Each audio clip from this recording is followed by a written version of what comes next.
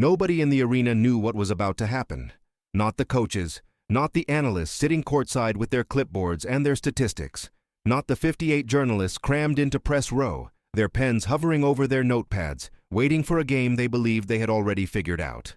Not the 18,000 fans who had packed the Memorial Coliseum in Portland, Oregon, convinced that tonight was the night their team would finally do it.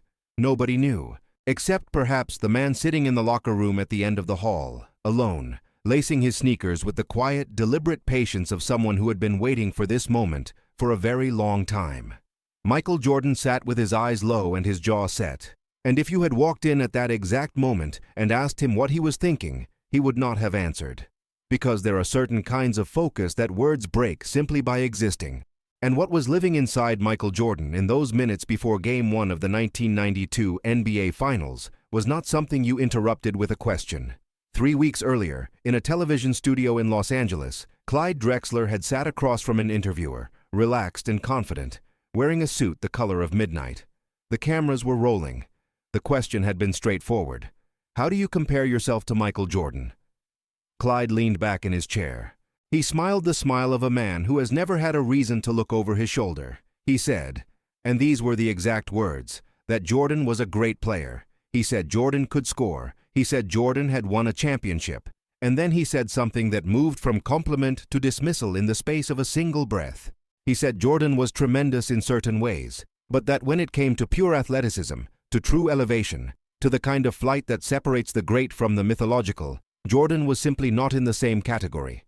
He did not say it viciously. He said it calmly, which was somehow worse. He implied, without quite saying, that Michael Jordan did not truly know how to fly, that Jordan won through work, that Jordan won through will, that the gift, the God-given, weightless, inexplicable gift, that belonged to Clyde. The interviewer nodded. The cameras kept rolling. And somewhere in Chicago, a television was on. You have to understand who Clyde Drexler was in 1992 to understand why those words were not immediately laughed off the planet. Clyde Drexler was not a pretender. He was not a role player with ambition beyond his station. He was one of the 12 best basketball players alive. He had been selected to play in the previous year's All-Star game. He had just completed the finest season of his career, averaging numbers that in any other era would have made him the unquestioned best player in the sport. He was 6 feet 7 inches of elegance and power, nicknamed Clyde the Glide, for the effortless way he covered distance that should have required effort, for the way his body seemed to refuse the ordinary rules of gravity. He was the face of the Portland Trail Blazers, a franchise that had not won a championship since 1977, but had spent 15 years building something that finally, legitimately, looked capable of doing it again. And there was a widespread belief, not fringe, not whispered, but published, argued on television, debated in barbershops from Portland to Philadelphia, that Clyde Drexler was Michael Jordan's equal. That if Jordan had been born in a different city, drafted by a different team, wearing a different number, it would be Clyde Drexler whose name was spoken the way Jordan's name was spoken. That the only difference between them was circumstance. Clyde believed this. His teammates believed it. A significant portion of the sports world believed it. And when Clyde said Jordan did not know how to fly, he was not being reckless. He was saying what he had told himself for years to get out of bed every morning and compete. But belief is not the same as truth, and Jordan was about to demonstrate the difference. The night of June 3, 1992, was a Wednesday. Portland was electric. The city had been building toward this for days, an entire region suspending normal life to consecrate itself to a basketball series it was certain its team would win. Outside the Memorial Coliseum, fans arrived hours early, holding signs, their faces painted red and black, their voices already worn out before the opening tip. Inside, the noise was a living thing, something that pushed against your chest and made you feel smaller than you had been when you walked in. This was Clyde's house. These were Clyde's people. Every advantage that could be measured in size and sound belonged to Portland. And the Bulls, walking out for warm-ups in their white road uniforms, looked like an away team. Because they were. Because sometimes that is the whole point. Jordan came out last. He did not stretch theatrically. He did not acknowledge the crowd. He watched Clyde Drexler for exactly 11 seconds during warm-ups, the kind of watching that does not look like watching, the kind that is done not with curiosity, but with confirmation. He had already seen everything he needed to see. He had studied the tape. He had read the articles. He had seen the interview. He knew what Clyde believed. And Michael Jordan had a very specific relationship with what other people believed about him. He kept it. He stored it. He let it sit in a room inside himself until the right moment arrived, and then he opened the door and let it out, and it did not come out quietly. The opening minutes of the game were deceptive. Portland matched Chicago possession by possession, Clyde moving with the kind of fluency that reminded everyone why the comparison had been made in the first place.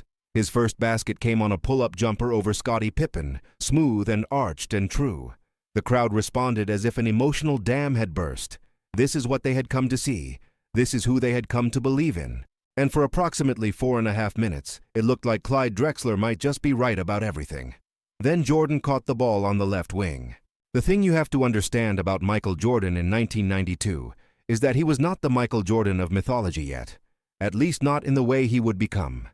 He had won a championship the year before, ending years of finals failures, silencing the argument that he was a scorer who could not win. But there remained around him a residue of qualification. His game was considered extraordinary but narrow. He was a driver. He was an athlete. He was physical. He was relentless. But was he a shooter?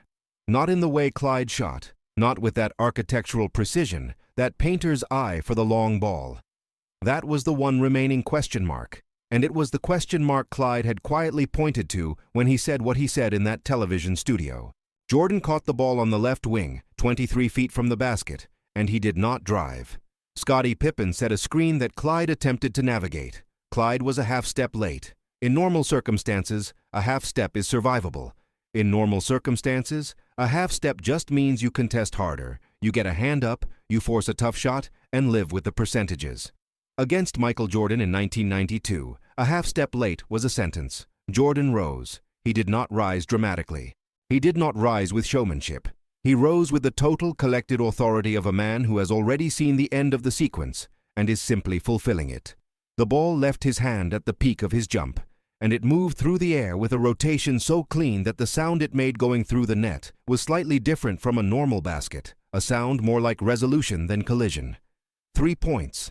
He did it again on the next possession, and the one after that. By halftime, Michael Jordan had scored 35 points. He had made 6 three-pointers, a number that at the time was extraordinary for any player in a finals game, let alone a player whose shooting range had been questioned.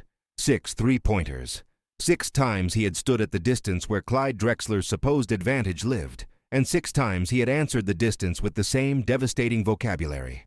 After the 6th one, Jordan turned toward the television cameras at center court, shrugged his shoulders, and spread his palms open in a gesture that was simultaneously the most casual and most devastating punctuation in the history of sports. It said, "I don't know how this keeps happening either." It said, "Even I am surprised by what I'm capable of."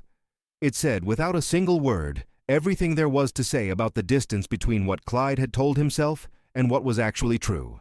The shrug became one of the most reproduced images in the history of basketball. Years later, people would still discuss what it meant, whether it was genuine surprise or calculated theater, or something that existed in the space between those two things, which is to say, the space where greatness tends to live. But that night, what it felt like was not complicated. It felt like something had been decided. It felt like a question that had been hanging in the air for years had just been answered. Not aggressively, not cruelly, but with the same directness you use when you simply want something to be understood. Clyde Drexler played 42 minutes that night. He scored 18 points. He shot 40% from the field. By any ordinary standard, it was a respectable performance. But this was not an ordinary night, and there were no ordinary standards being applied. Every basket Clyde scored was measured against the 35 that Jordan had scored. Every smooth Drexler move was held up beside the 6 three-pointers. The game ended. The Bulls won by 12, and the narrative of the series was already being written in the corridors outside the locker rooms, where the journalists walked quickly and spoke in fragments and tried to find words for what they had just witnessed. After the game, Jordan sat in front of his locker in the quiet that follows violence. His jersey was dark with effort.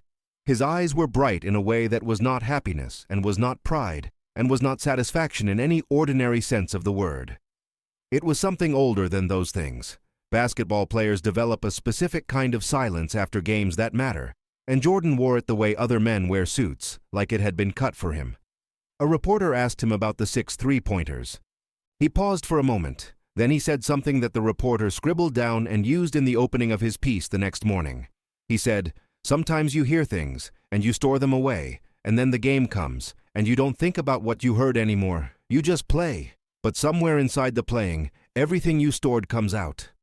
He shook his head slightly. "I didn't plan anything tonight," he said.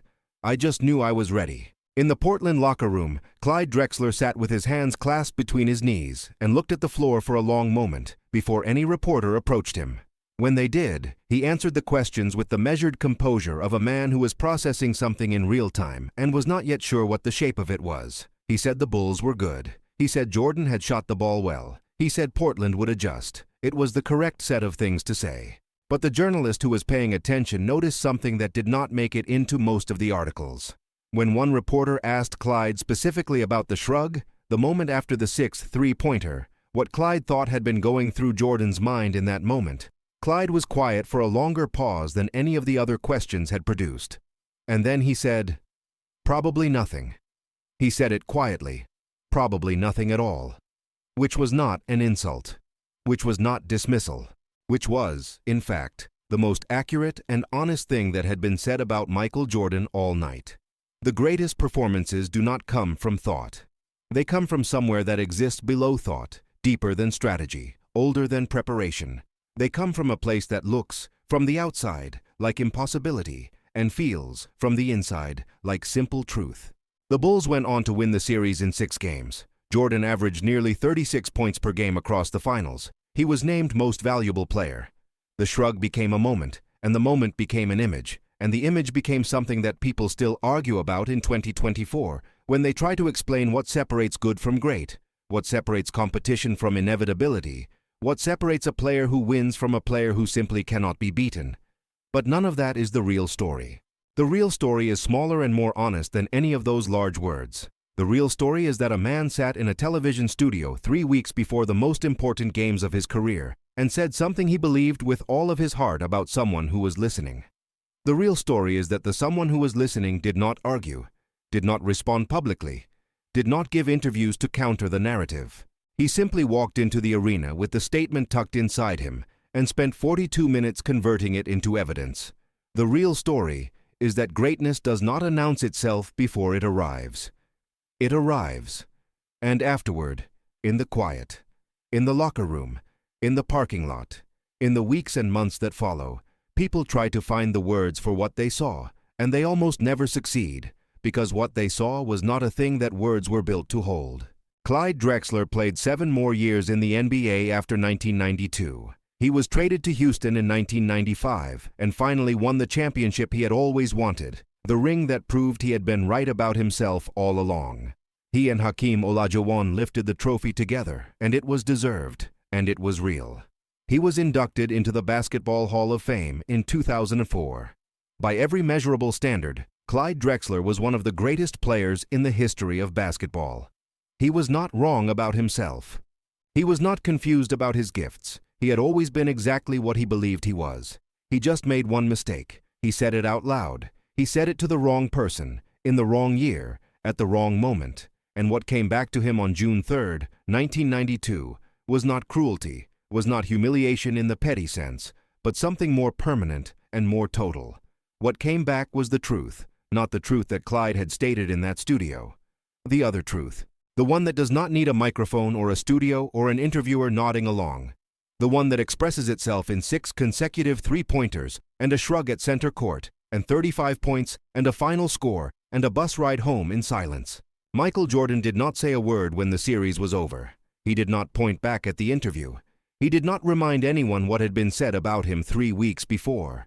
He took the trophy and he held it and he cried, and it was the second time in 2 years he had held it. And it was the second time in 2 years he had cried, which is the part of the story that people forget when they talk about Jordan as a force of nature and not as a man. He was a man. He heard things. Things got inside him. And what he did with what got inside him was what separated him from everyone else who had ever picked up a basketball and believed they were flying. Some people are told they don't know how to fly. And they argue, and they explain, and they point to their record and their highlights and their credentials. And the argument goes on, echoing across studios and sports pages and comment sections, never resolving, never settling, never landing anywhere solid.